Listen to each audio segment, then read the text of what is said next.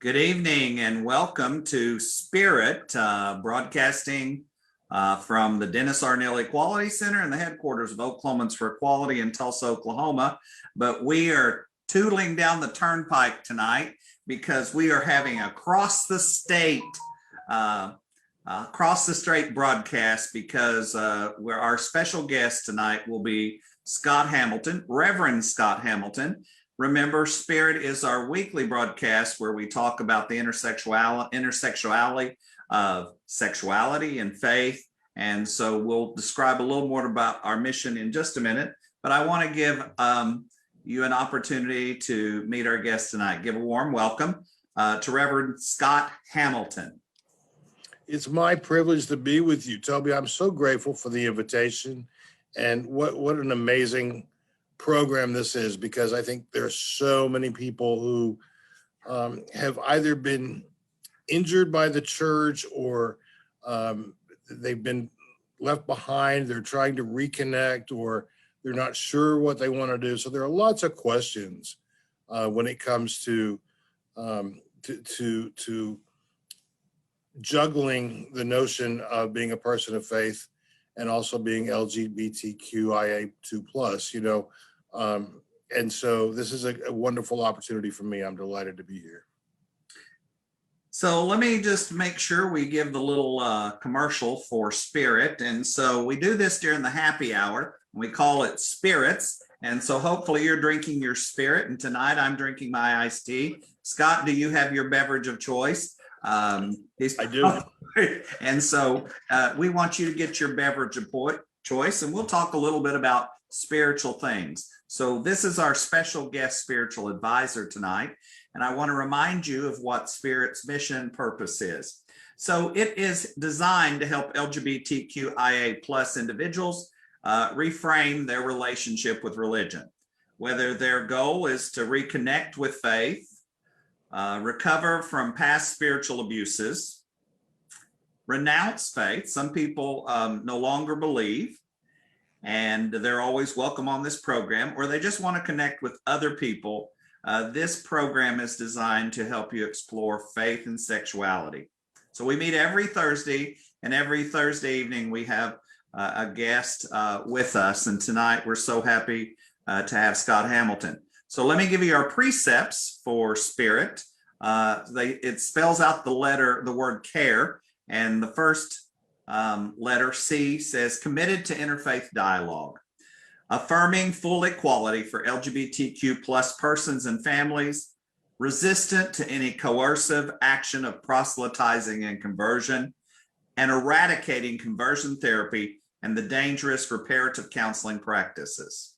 So that's our precepts. And so let's jump into our broadcast tonight.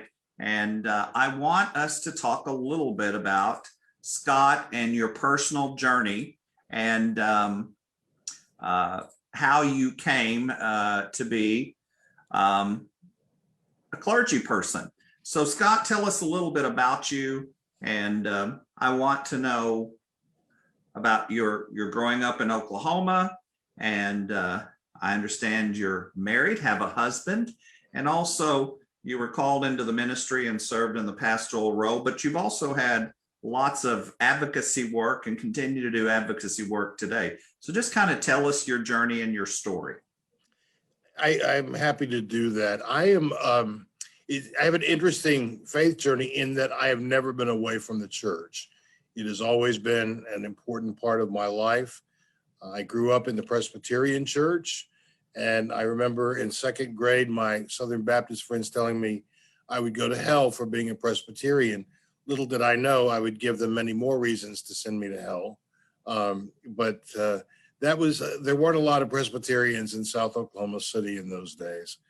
But I did grow up in the Presbyterian church. When I moved to New York in 1986, I became a member of the Collegiate Church, which is the oldest congregation in the country. Originally it was the Dutch Reformed Church, later changed to the Collegiate Church. But it's a very old congregation, and I had the distinct privilege of growing in faith in that community that was becoming open and accepting at that time. I say becoming because it was still the mid 80s and the AIDS pandemic was raging. And so there were still a lot of folks who were not comfortable around openly gay people. But I would serve as a deacon and as an elder in that church and later as a preaching elder.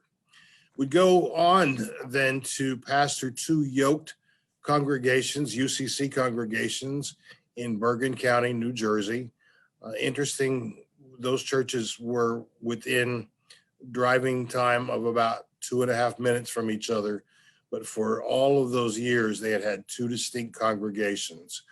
And so I did that for 8 years before then coming back to Oklahoma. One of the first things I did when I returned here was to explore just being a congregant, just finding a church where I could sit and be a part of the congregation. I visited a few churches and none of them really worked for me. I got a note from one pastor welcoming me and inviting me to bring my family the next time. And so I wrote him back saying, let me tell you about my family. And I did. And I said, well, we'd be welcome. And he said, well, we need to have a longer discussion about that. So I knew where that conversation was going. I wound up at Church of the Open Arms, where I would become associate pastor. And after that, changed denominations again, this time not as a member of the clergy, but in fact, just as a congregant. And that was into the United Methodist Church, a very, very wonderful Black congregation. That church morphed and changed direction. And I wound up at New Life Baptist Church, which is affiliated with the National Baptist Church. And where I'm very proud to say I serve as associate pastor today. It too is a Black congregation. So it's interesting that I have found a remarkable church home among people who are outwardly different from me, but we all share a common goal of working toward living a Christ-centered life. And speaking of that, I need to mention that I have pretty much given up on the term Christian, or calling myself a Christian at least. Because one of the things that I realized when I moved back to Oklahoma, and I was away for 30 years almost, so that was a big chunk of my life.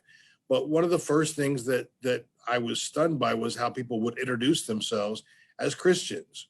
I'm a Christian businessman. I'm a Christian dog walker. Whatever it was, that would be the first means of introduction. And it became apparent to me very early on that if that's the first thing you have to tell me, then you're not ready to show me that you live out your life in faith. And I think we've seen that borne out, certainly in politics, these last several years. But today I refer to myself as a follower of Christ, living my life as best I can according to the teachings of Jesus, completely respective, embracing of other faith communities. Matter of fact, on my broadcast this week, my guest was Adam Soltani from C.A.R.E, Oklahoma, a wonderful friend. And I believe in interfaith dialogue, interfaith community, and communion with one another. So that's a bit about what got me here. I will say I've never had the pleasure of serving in full-time ministry. I've always had a day job, if you will. And for much of my career, that has been in some type of advocacy work, almost all of it in nonprofit. And so I do feel that my ministry influences my daily work, and my daily work influences my ministry. And that makes me happy that I don't have to divorce one from the other, but instead can wrap them into one place. When I was 14 years old, I'm going to take a step back if I may, Toby, I'm sorry. But when I was 14, I began looking at the Bible in a very deep way, doing research, finding doctoral dissertations on the clobber verses in the Bible, those which condemn homosexuality. And that's not something a 14-year-old kid should be doing. But that is exactly what I did, because I had to know for myself whether or not I could be a person of faith and live out my life in an honest, open way. I didn't choose to be out and honest and open for many, many years after that. The two things that I wanted when I was younger was to be, one, a television anchor, or two, a minister, full-time minister. And I believed then that I couldn't have moved into either one of those career paths because I was a gay man. Very good. Now, you said at 14 years old, you began to look, so were you attending church there as 14-year-old? I mean, you were in a congregation, and did you at about 14 years old begin to understand that you were gay, that you had same-sex attraction, or? It was much earlier than that, Toby. But it wasn't until I got into my teen years that I refer to this as community trauma, because my church never railed against gay people. We just didn't talk about gay people. There were no gay people in the church. Now, people couldn't understand why the choir director, who was such a cute and talented young man, just didn't have a wife yet. They couldn't understand that. And I was thinking, even as a teenager, it's because he doesn't want a wife. And so we weren't talking about that in my church, but other churches were. Friends of mine who attended other churches, and the things that I would hear from TV preachers. And so I started taking all of the negativity on. If we have time, we'll talk a little more about community trauma a little later. But that's where my trauma began, was not so much directly in the church, but indirectly through community. Okay. Earlier, you mentioned that in your work that you've done interfaith work, and Adam, just for our guests who might not know what CARE stands for, you use the acronym CARE, and can you just tell our audience Sure. who Adam is? The Council on American Islamic Relations. I met with the folks at CARE very, very soon after I came back to Oklahoma. And I should point out to our viewers that I came back to Oklahoma because I had the opportunity to work in LGBT equality. And frankly, that's the only thing that could have or would have brought me back to become a citizen of Oklahoma again. But CARE was one of the first groups I met with, because I recognized the struggle that they were having in finding acceptance. And I'll never forget the very first time I stood up at a CARE press conference, and people were asking, why is the gay guy there? And the first time that that I had a Muslim stand up at one of our press conferences, the question was the same. Why do you have a Muslim in that crowd? Because they believe this and that. The bottom line is we were all working toward equality. And just by the simple virtue of standing behind someone in a press conference, it made a statement. And it's a powerful one, I think, because Toby, you've been to a million press conferences, been a part of them, where you didn't speak, you weren't recognized, but you were standing in solidarity with a group or an idea or a philosophy. And that's what I think is important. And that's how I began my relationship with the Council on American Islamic Relations in Oklahoma. And that's how it's continued to strengthen even to today. You talked earlier about, you left Oklahoma.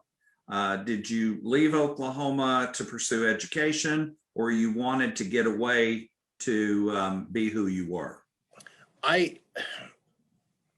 I said at the time it was an economic decision because it was the oil boom had busted wide open, and there was, I mean, I couldn't find work that was meaningful to me.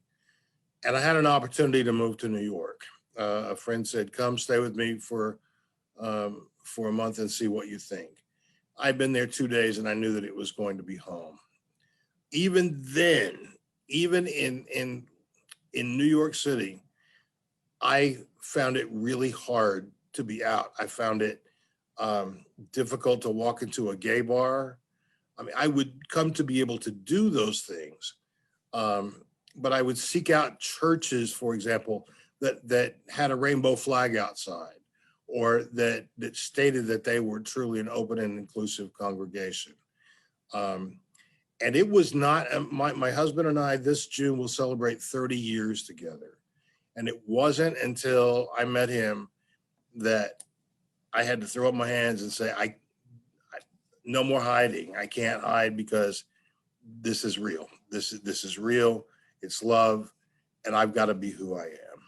So I came out much, much, much later, probably than most of the people watching this broadcast tonight. And then when the opportunity to return to Oklahoma, was there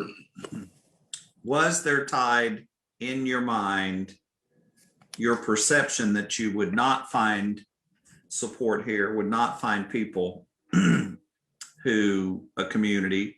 Was there a perception? And then when you came here, were you surprised, or was your concerns and fears valid? It's a mix, actually. I'm glad that's a great question, because I came back to be the first executive director of what was then called Cimarron Alliance, and the community was welcoming. The LGBTQ community was welcoming. The larger community was not, and boy, I'll never forget my first media interview. I hadn't been here but a minute, and it was a Friday evening, and I got a call from a reporter, and he said, I need to do an interview with you. I'm downtown at the convention center, and Elton John is about to have a concert tonight, and I need your response to something he said. And I said, okay, what did he say? He said that he believes Jesus was a compassionate gay man. How would you respond to that? And I knew then that my life was going to be an open book. There was no, my parents would not be able to pretend anymore with their friends.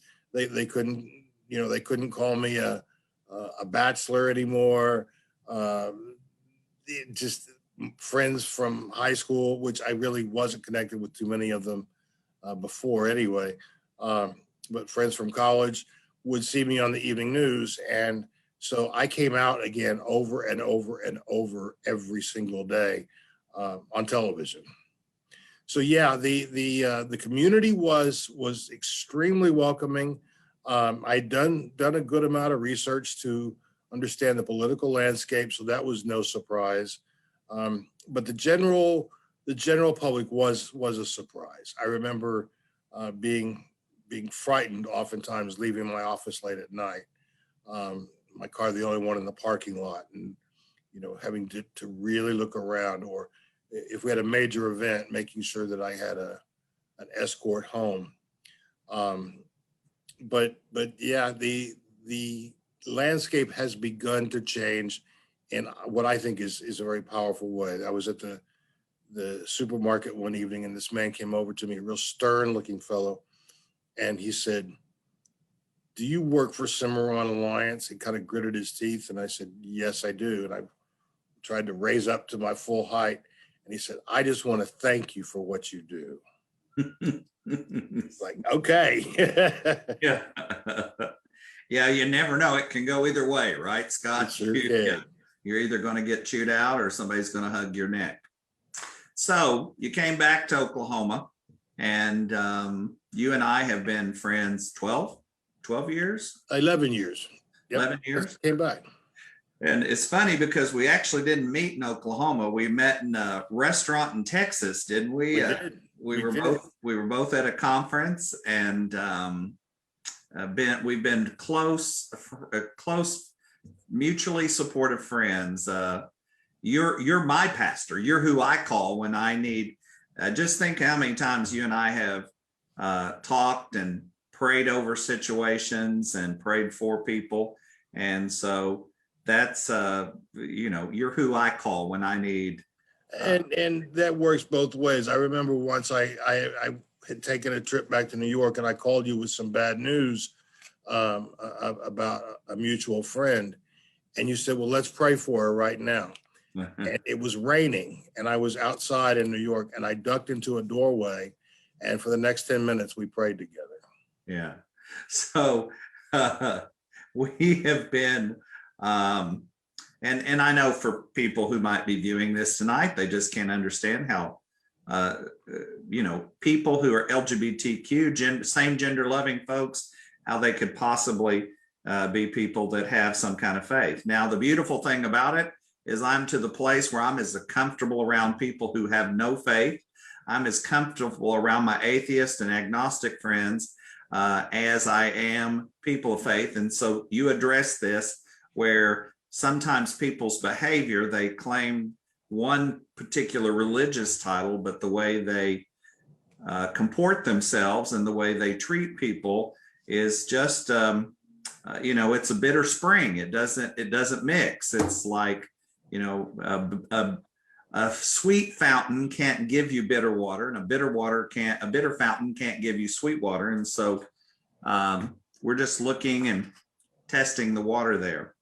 I wanted to ask you, you've mentioned it several times in the time we've been talking tonight about inclusive and welcoming congregations of faith.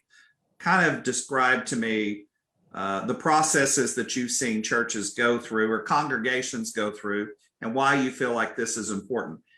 Specifically, you mentioned how you looked in New York City for a church that has had a rainbow flag on it. So I just want to throw that out there and ask you. Yeah, and it was interesting in New York because most of those churches were mixed congregations, not predominantly gay congregations at all. Just churches that really believed in welcoming all people.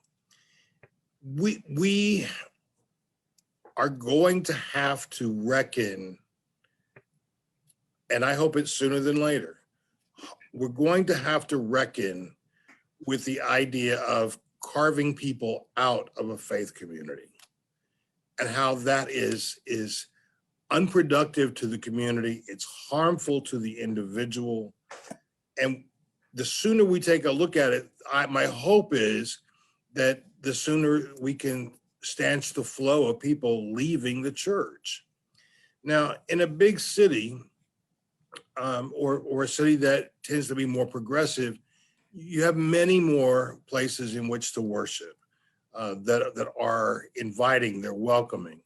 Tulsa, for example, has more truly inclusive congregations than Oklahoma City, because Tulsa is a more progressive city in terms of social issues.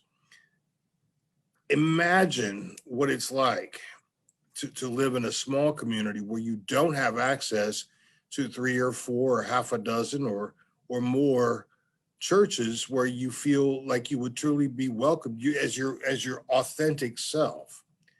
And then what do? Well, you can worship at home, you can connect online, but I know for myself, it's not the same as being in community to worship. And I was reading, this broke my heart.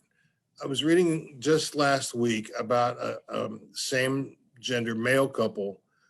They had been together for many years. They had children, and they had moved to a place where there were no open and affirming churches, but they found a church that they liked. And so they wrote to the pastor and they said, could we join your church? And we'll even come to church separately and not sit together as a family, but we like your church. Now, that by itself is a tragic thing to even think about in 2021.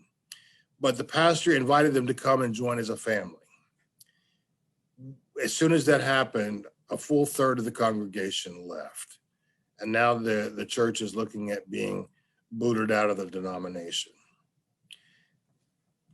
So you have those that are truly welcoming, those that truly are not, and you can't tell from the outside. The sign says, "Come as you are. We welcome everyone. Our doors are open to all." And then when you get inside, you realize that they're open to all except for people like me. And this is, when we look at the traditions of social justice issues in the church, wow, the similarities of what we're looking at now with the Equality Act are so similar to what we've seen at other points in this nation's history. Denominations were split and became northern and southern based on slavery, because that's the way that the Southern folk interpreted the Bible. Well, we must, and I mean, when I say we, I mean people of faith and people who care for one another. We must get to a place where we strive to be welcoming to all people. Churches that won't do that eventually will just die on the vine. And I'm not wishing that on anyone, but what I am saying is, if we don't come to an understanding that we are all made in one image and that we all have value and we all have not just something to offer, but something to take in, to learn, to grow from, without being told we are sinful, we are going to hell, we have to change in order to be saved. All of the things that too many of us have heard. Until we do that systemically within the church, and I'm saying the church writ large here, then we will never be able to achieve the potential, not just reaching the world, but I'm talking about reaching individuals. We all know what it feels like to be left out of something. A birthday party when you're a kid, or a conversation with your parents, or at work where your boss is talking behind your back. We know what that feels like. But when it's something as deep as your faith, and people are actively trying to cut you out of the faith community, it's hard for me to imagine a greater sin, because you are now tampering with someone's spiritual life.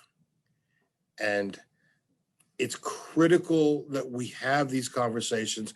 And I don't mean just the studies of this, because that's a good way for churches just to keep kicking the can down the road. We're going to study this for a year. We're going to form a committee to study it for 2 years. Let's just start talking. Let's just start talking about how people are people, and we all have faith needs, and we all have desires. And for you folks who have left the church or have renounced your faith, as much as it grieves me to say this, I do understand. And I don't find fault with you. I find fault with the institution and those people who hold that institution in place, for allowing you to be somehow so disenfranchised from the faith community that you are left feeling like you have no other choice. And so my heart goes out to you, and I don't want you to ever think that I would judge you, because I have firsthand seen the horrible damage that can be done to people by cutting them out of a community of faith. Let's before the Oklahoma legislature, there is a bill that would allow conversion therapy to have state sanctioned support. In other words, it would be recognized licensed by the state. Now, the rest of the country, right now we have about 15 states that have outlawed conversion therapy. They're banning it. And Oklahoma has had a bill introduced that would make it legal and state sanctioned and licensed. Now, some folks may not realize this, but you've been working to end conversion therapy, reparative therapy, for as long as I've known you. And you've worked with a lot of national advocates who've been trying to ban this dangerous practice. I want us to talk a little bit about that, Scott, and how, it's tied to faith, and how, if you'll just change, suppress, transform, or be something that you're not, if you'll lie, we'll accept you here. Isn't that something? Yeah, if you will lie, we'll accept you. Because, and homosexuality is an abomination. Well, the Bible also says that lying lips are an abomination. And so why are you so intent on changing me, or at least getting me to profess that I have changed? We know the science is clear that reparative conversion therapy, these things are so harmful to the individual and to the family. They're expensive. They don't work. They cause huge, huge emotional, long-term problems for the people who are forced to undergo it. And even for those who are not forced to, but and I'm using this term loosely, those who choose to. It's because I think that many people just feel like that they have no other choice but to do this thing. And so they decide that they're going to enter into this type of dangerous therapy. Every major medical association has determined that not only does it not work, it is harmful. But today, yesterday, on the House floor, Representative Humphreys was calling the COVID virus a bacteria, which it's not, but he said it's a bacteria that you can't see. And for you to wear a mask to try to capture the bacteria is like trying to capture a mosquito with a chain link fence. And he called people wearing masks stupid. Okay, this is how little attention some people in our state pay to science, to medicine. And, when it comes to reparative therapy, the studies are almost endless on how harmful this thing is. My friend Wayne Besson, who is the executive director of Truth Wins Out, wrote the seminal book on this, on not only what a scam it is, but how the people who offer this so-called therapy, because they converted, they're scammers, because they get caught in gay bars, they get caught in public parks, men's rooms. They had a slip up. No, you didn't have a slip up. You were just being yourself. So it infuriates me that we have legislators who want to codify this, who want to enshrine it in our Constitution, that this will forever be legal. It should not be legal. It should not be allowed. And some places get around it by calling it religious therapy. Well, it's what it is. It's trickery, it's harmful, and it kills people. If not at the time, believe me, the people who have gone through conversion therapy have a greater risk of suicide than any of the people who have not. It's considerably greater. And so it doesn't work. And yet year after year, we have some bonehead legislator that stands up and proclaims, this is what God wants him to do because he's a good Christian man. Nothing about that is good or healthy. And we, the LGBTQ community, we have an obligation to continue to be loud and vocal. You don't have to throw a rock too far before you will hit someone in Oklahoma who has undergone this type of treacherous therapy. And we need to have their stories heard, and they need to be told in church. Right. So you talked about the harmfulness of it scientifically, the research is proven. And yet we still see it being propagated to pray the gay away, and the trauma that it causes. We, in 2019, the University of Oklahoma did the PRISM project, which was a statewide assessment of LGBTQ individuals, and individuals from all across the state, multiple zip codes, rural, urban, country, suburban, mid-sized towns and places that the post office was the only building in the area. So in that assessment, we found out that LGBTQ youth in Oklahoma they're 6 times higher to have suicidal thoughts or to have attempted suicide. We found out from adults that we had a 6-time higher average. Now, we already know that adverse childhood experiences, that Oklahoma ranks very high on adverse childhood experiences. And because of a lot of poverty and stigmas within our societies and lack of equitable health care and housing and education and food. And so though that assessment said, for some reason, the folks in Oklahoma have had more trauma in their life. Now, I want you, Scott, to talk a little bit about what you mentioned earlier. I think you call it societal trauma. Community trauma. Community trauma.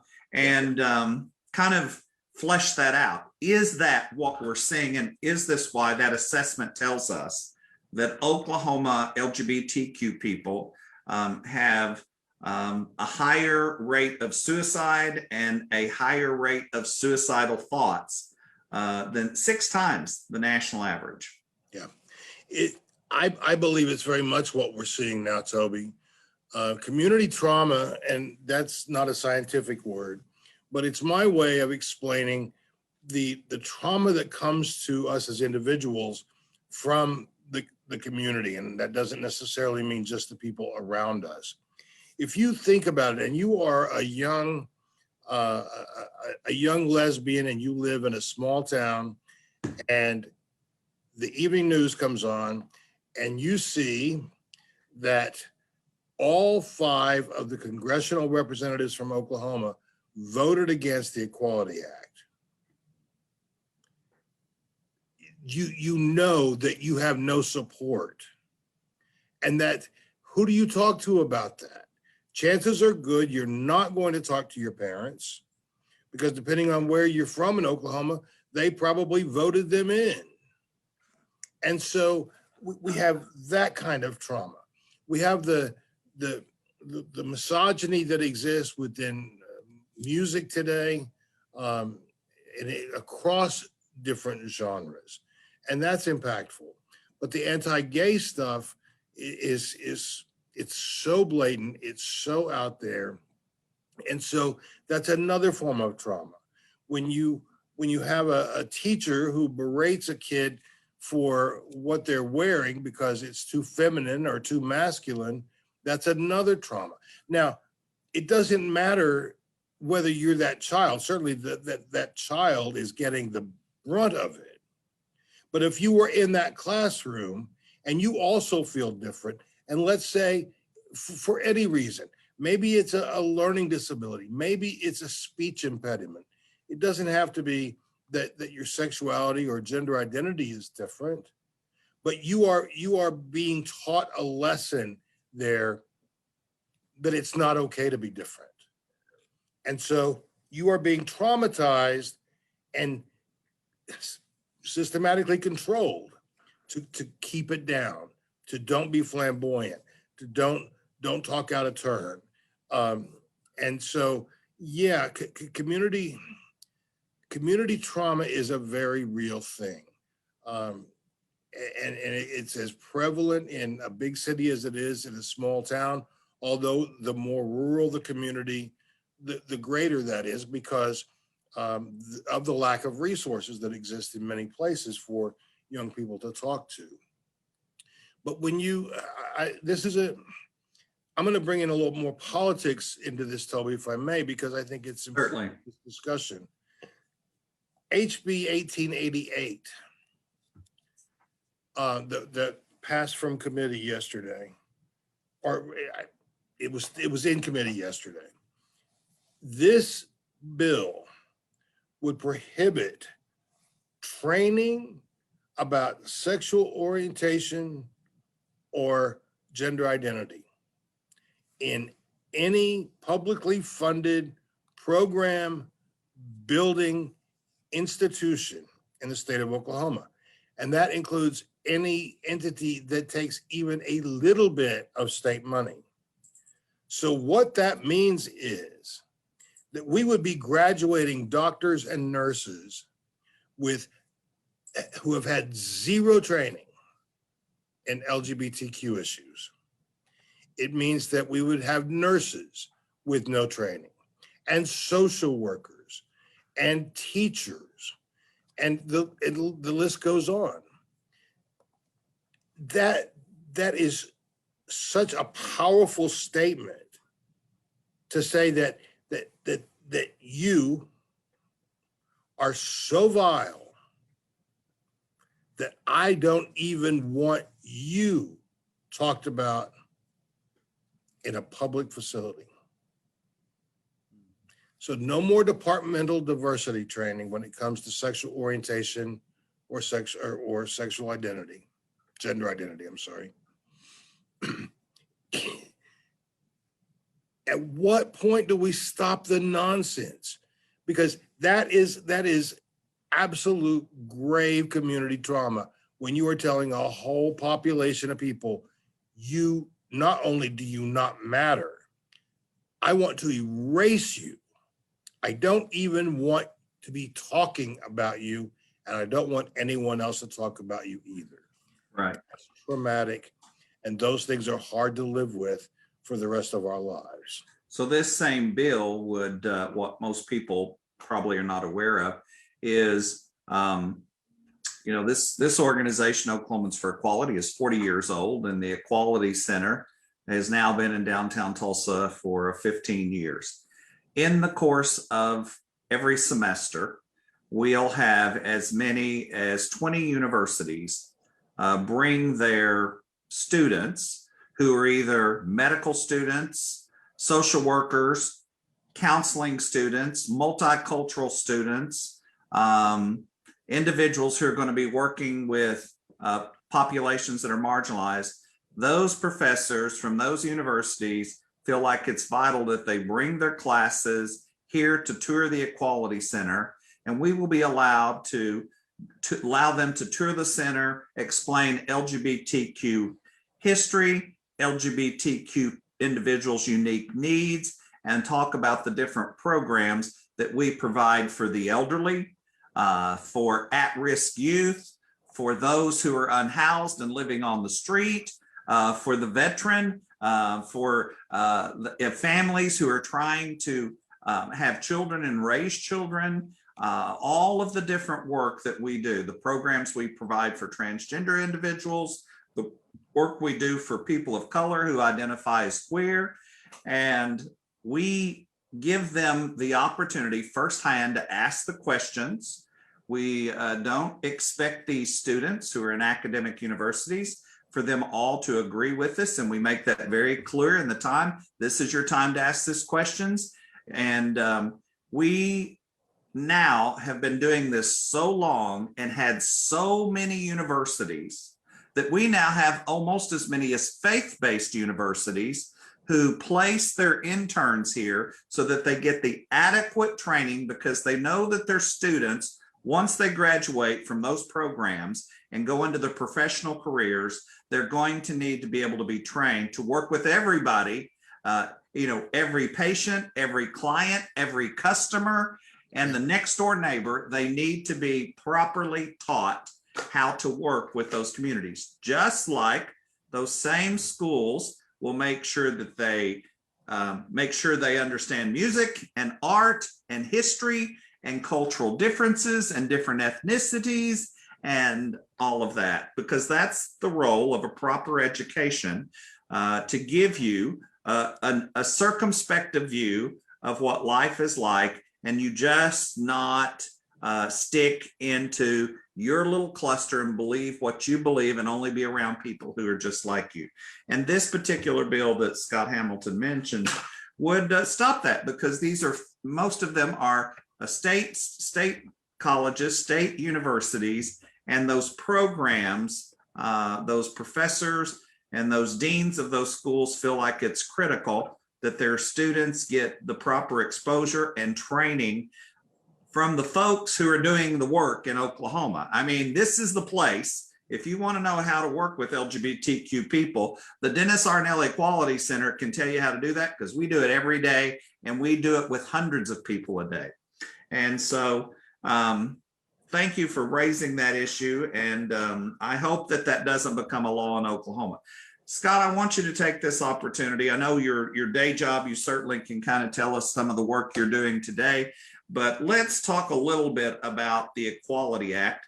I want us to talk about what it is and what it's not, and then the issue of our elected representatives at the U.S. Capitol, how they're failing Oklahoma.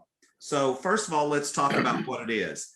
Can you tell us what the Equality Act is? Sure. I'm going to, in its simplest terms, and this is the meat of it, is it would prohibit discrimination based on sexual orientation or gender identity in housing, in education, in employment. In other words, it would eliminate that. And this actually takes it public accommodations. It would. Yeah, I was going to say this takes it a step further, because in public accommodations, that has now been the definition has been expanded to places that offer amusements or dining or exhibitions, or so really making it broad. It's not public accommodations as we traditionally maybe have thought of those.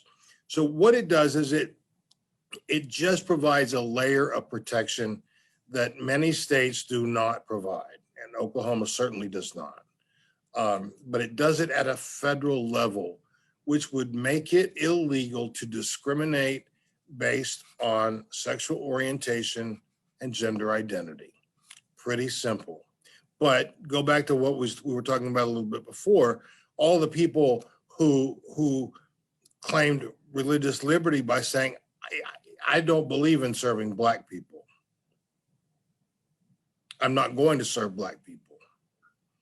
And they got away with it until they couldn't anymore because of the Civil Rights Act. Well, what this does is it takes it one step further, protecting people like you and me. Mm-hmm. And it is the right thing to do, because businesses, state governments, municipalities, we have such a hodgepodge of protections in this country that you almost have to have a map before you go anywhere to figure out whether or not you have any protections from one state to another, or one city in a state to another city in the same state.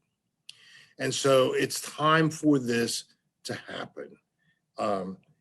What this is not is it's not spitting on someone's religion. It's not putting Christianity under fire. It's not an assault on the church. What it's doing is making people just do the right thing. And yet, all 5 of our congressional representatives voted against it. Or will. 2 of our senators hadn't had a chance to vote yet. No, I said 5 of our I'm sorry. My apologies. Yeah. And we've already been given the indication, of course, that our 2 senators will follow suit and also not support it. Now, what's interesting is that a full 70% of Americans believe this must happen.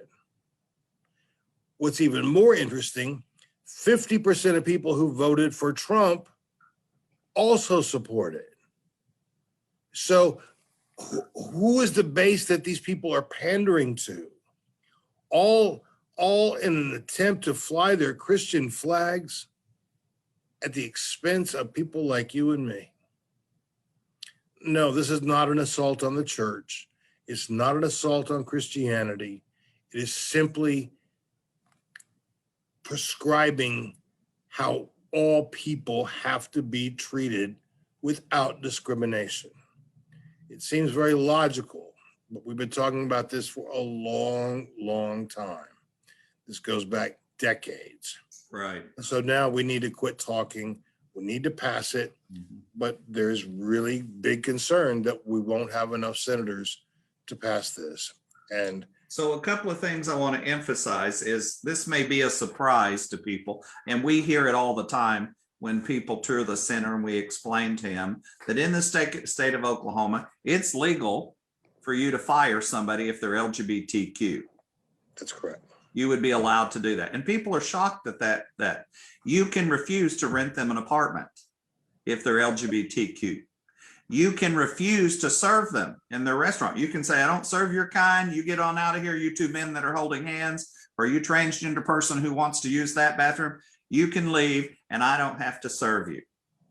So people are shocked when they hear about this. They think that we have those protections. Presently, there's only one federal law that protects us that was voted on by Congress, and that was our ability to be able to serve in the military.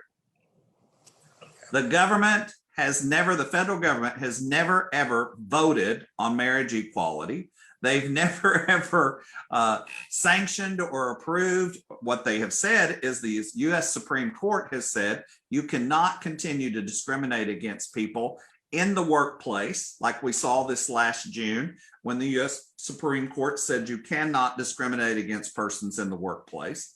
Now, Scott, you and I have been doing this a long time, and we lived long enough to see it. But you think of the thousands of our friends who did not live to see it. Nope. And they killed themselves because they had been fired from their job and they were too embarrassed and too ashamed for their families to face their families and their loved ones. Absolutely. Yeah. Absolutely. And so, the Supreme Court said in 2015, you cannot restrict gay couples, same-sex couples, from being married. It's not constitutional. It does not cover the Constitution's guarantee to equal access to all persons. Okay. The courts decided that. The only time the federal government has weighed in on these particular things is when it said we could serve in the military. And today, right now, while you and I are talking, our country is considering this issue in the U.S. Senate, where it would say now in 2021 that we're going to say you cannot discriminate against somebody because of their sexual orientation and their gender identity expression. I saw somebody post on Facebook just the other day why they were opposed to the Equality Act. And one of the very first things at the top is that preachers will have to marry gay people. There are no pastors going to be forced to have to perform same-sex weddings. They already are constitutionally protected. All officiants, licensed and ordained religious leaders are all considered, they have right of worship of refusal. It also says that a Christian family would not be able to raise their child with Christian values. You can teach your child whatever you want. Nobody's going to strip and take that child out of your home because you are teaching some Christian values. That's all made up and to create hysteria and fear and anxiety. Nobody's going to force a church to hire somebody who's LGBTQ because the church can already use their constitutionally protected rights to hire people who believe like they do that work at their church. That's right. Now, where the difference is, if that church is getting a bunch of federal dollars and tax dollars to operate their programs, then they are going to have to comply with the law and not be able to discriminate. And that's the way it should be. You should not be able to take my tax dollars and discriminate against me. And so the Equality Act is trying to fix what we already have happening because most people work in companies that the companies years ago decided we're going to provide protections for sexual orientation and gender identity, because sexual orientation and gender identity, everybody has one. This is not just protecting people who want to kiss a man like me and Scott. This is protecting everybody's sexual orientation and everybody's gender expression and identity. For instance, women could be discriminated against because that woman wears pantsuits instead of wears a dress, or maybe she doesn't wear makeup. Well, the law would say you cannot discriminate against the way somebody presents their gender, that is discrimination and it should be illegal. So those are the things that I want to clear up. And I would like for Scott, in your unique position, to just address our elected officials at the U.S. Capitol. I didn't say in my introduction that my day job, I'm the executive director of the Oklahoma Democratic Party. So if in talking about bills and bill numbers, if it started to sound wonky, that's why. But if I had the opportunity to address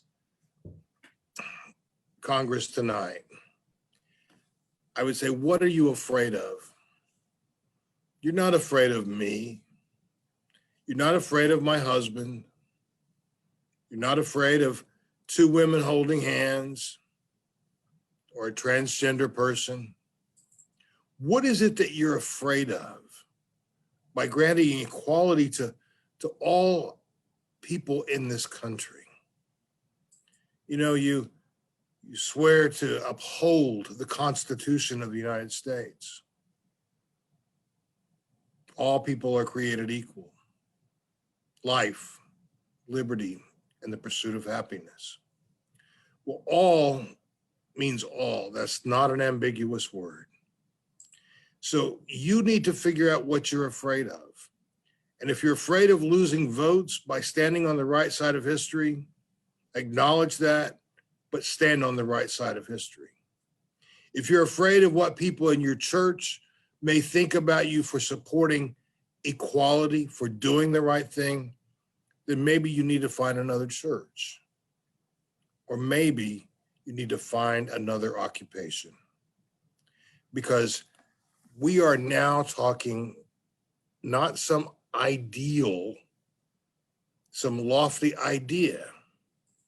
We're talking about something that's pragmatic, that makes sense, that is simply the right human thing to do in caring for other people in a way that says, no, you should not, cannot, will not, must not be discriminated against.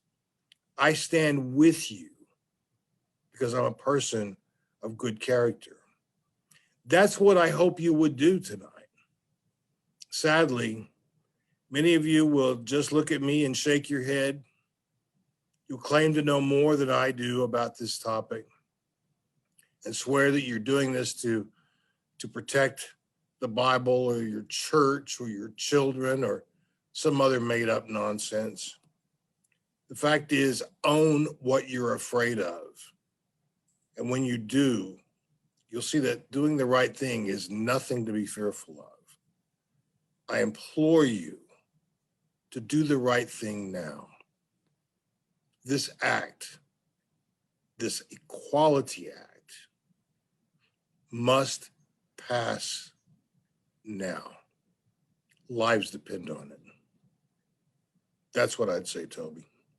Well, thank you so much. And that was in the Scott Hamilton way of doing things, that is exactly what needed to be said. And so I want to tell you tonight, you know, the Equality Act, it sits in the U.S. Senate right now. And you need to contact your two U.S. senators, and they need to hear from Oklahomans. Right. And if they vote against it, they need to have to hear our voices and our stories. Share your personal story. Tell what you've been through. And you can tell about how the church traumatized you and what the church did to you, so that they understand why we must pass the Equality Act. It's so essential that we have people who represent us who are not stuck in holding the line, and they're not going to budge and they're not going to change because they're more concerned about, being classified as conservative or being classified as religious. I always call some of the anti-LGBT bills that are introduced at the state capitol, I call them the mean bills, trying to encourage people to be mean to people and do it in Jesus' name. So there will be a reckoning for that one day, I believe, for how they hijacked the faith, hijacked the good shepherd, the loving shepherd who cares for us like a little lamb, cares for us like we're little lost lambs. I resent that they take faith and hijack it and use it as an excuse to treat us bad. So thank you so much for joining us tonight. And I believe we've come to the end of our time. Any closing words for us, Scott? Yeah, I do. And thank you for having me. This has been such a joy. For those of you who are watching, if you are a member of a faith community, I am so happy for you that you're in a place where you feel wanted and cared for and loved. If you're searching for one, my prayer is that you will find that right place. If you've left the church and left your faith, like I said before, I understand that. But my faith enables me and calls me to be praying with you and for you, and I will do just that, because we all deserve to have the faith of our choice. And I want you to know that you're not alone in this journey.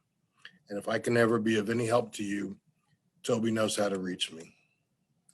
Our special guest chaplain tonight has been the Reverend Scott Hamilton, a very close friend of mine, and he's my minister. He's who I call when I need to be prayed for or I need to just be encouraged.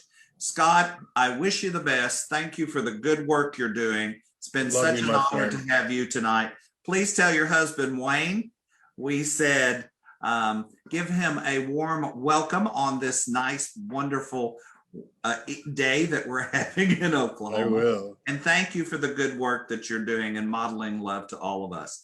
Thank you for joining Spirit. Our guest next week will be the Reverend Father Josh Schwane, who is the pastor, the priest at St. Jerome's, the parish church of St. Jerome here in Tulsa, Oklahoma.